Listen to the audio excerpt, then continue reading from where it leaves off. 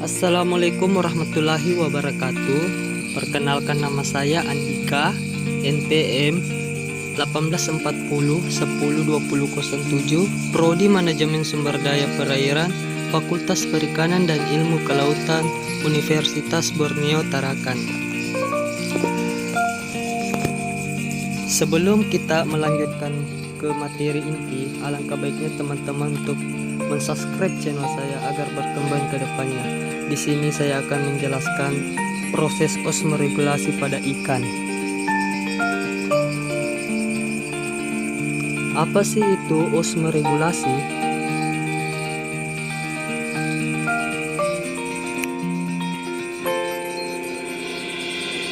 Osmoregulasi adalah upaya atau kemampuan untuk mengontrol keseimbangan air dan ion antara di dalam tubuh dan di lingkungannya melalui mekanisme pengaturan tekanan osmosis. Apa sih pentingnya proses osmoregulasi? Proses osmoregulasi diperlukan karena adanya perbedaan konsentrasi cairan tubuh dengan lingkungan di sekitarnya. Jika sebuah sel menerima terlalu banyak air, maka ia akan meletus. Begitu juga sebaliknya, jika terlalu sedikit air, maka sel akan mengerut dan mati.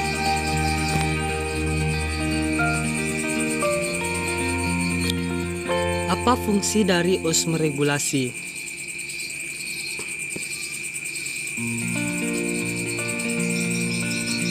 Osmoregulasi berfungsi ganda sebagai sarana untuk membuang zat-zat yang tidak diperlukan oleh sel atau organisme. Berdasarkan atas respon osmotisnya, hewan dapat dibedakan menjadi dua. Yang pertama, osmoregulator. Yang kedua, osmokonformer.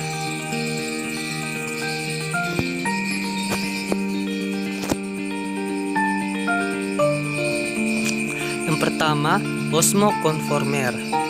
Hewan yang tidak mampu mempertahankan tekanan osmotik dalam tubuhnya sehingga perlu melakukan penyesuaian agar dapat bertahan di tempat hidupnya.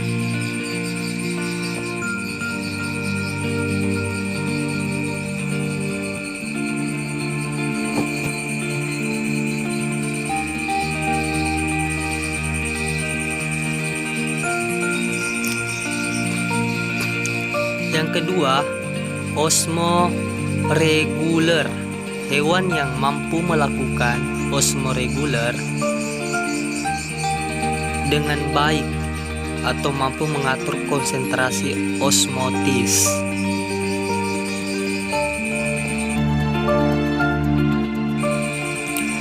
Osmoregulasi memiliki hubungan dengan sistem ekskresi. Mengapa demikian? Karena zat sisa metabolisme yang tidak diperlukan tubuh akan dikeluarkan melalui alat ekskresi sehingga menyebabkan cairan di dalam tubuh akan seimbang dengan cairan di lingkungannya. Berikut alat ekskresi pada ikan. Yang pertama ada insan, kulit, dan ginjal.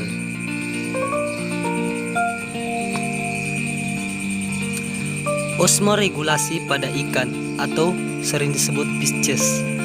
Yang pertama ikan air tawar dan yang kedua ikan air laut.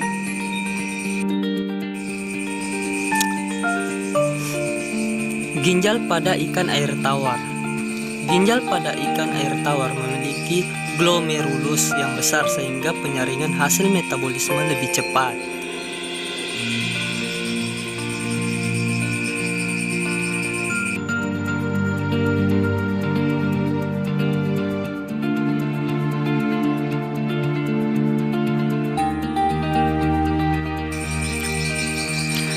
Ginjal pada ikan air laut tereduksi atau bahkan sama sekali tidak ada sehingga penyaringan metabolisme berjalan lambat. Sedikit urin yang dikeluarkan dan bersifat pekat. Sistem osmoregulasi pada ikan air tawar. Ikan air tawar memiliki konsentrasi kadar air garam yang lebih tinggi di dalam tubuhnya dibandingkan dengan lingkungannya. Akibat kondisi tersebut, air dari lingkungan cenderung masuk ke dalam tubuh ikan secara osmosis dan garam keluar melalui proses difusi.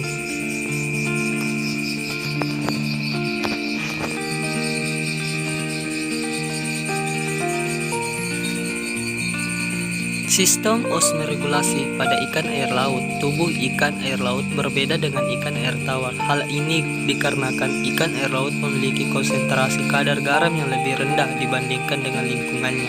Akibatnya, keadaan tersebut, ikan cenderung kehilangan cairan tubuh dan mendapatkan tambahan garam dari lingkungannya. Untuk mengganti cairan tubuh yang banyak, maka ikan banyak minum air, namun urin yang dikeluarkan sedikit dan bersifat pekat.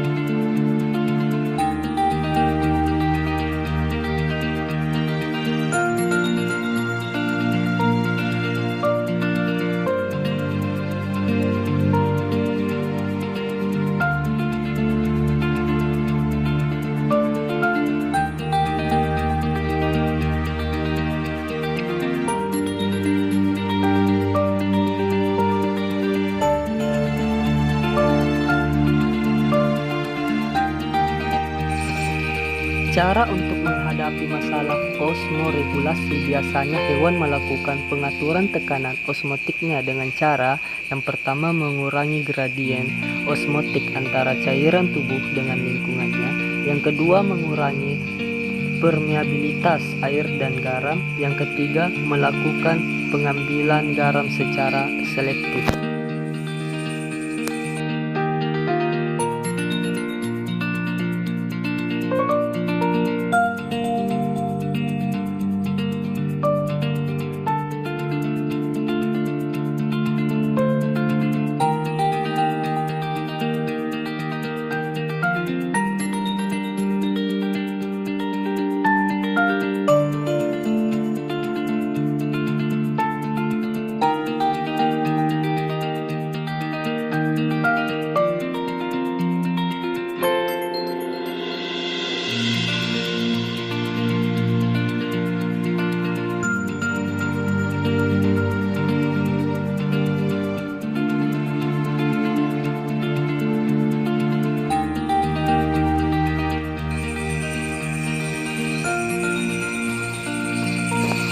Organ-organ osmoregulasi pada ikan ada 4, yaitu insang, kedua ginjal, ketiga usus, dan keempat kulit.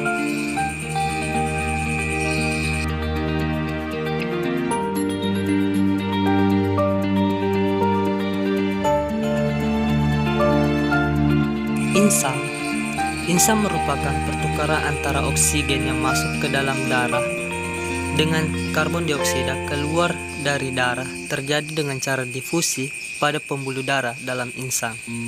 Sel-sel yang berperan dalam osmoregulasi adalah sel klorid yang terletak pada dasar lembaran-lembaran insang.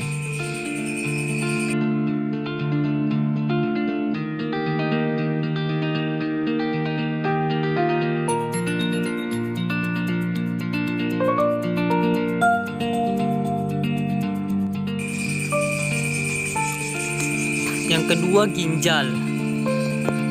Ginjal melakukan 2 fungsi utama.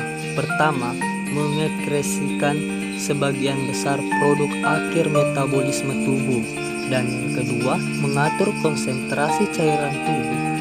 Ginjal ikan berupa penefros dan mesonefros memiliki fungsi sebagai organ osmoregulator pada ikan air tawar.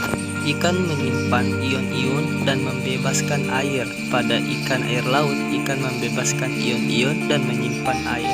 Sebagian besar sisa-sisa metabolisme berupa senyawa-senyawa nitrogen dibebaskan melalui insang.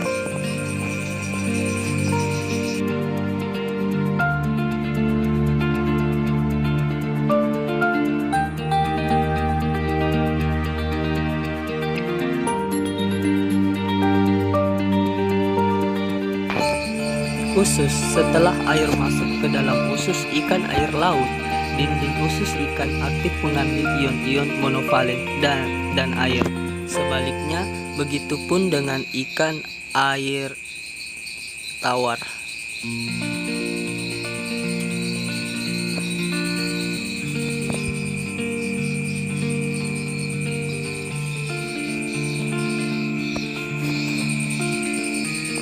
Yang keempat, ada kulit. Kulit terdiri atas dua bagian, yaitu bagian dalam dan bagian luar, yang sering disebut epidermis bagian luar dan epidermis bagian dalam.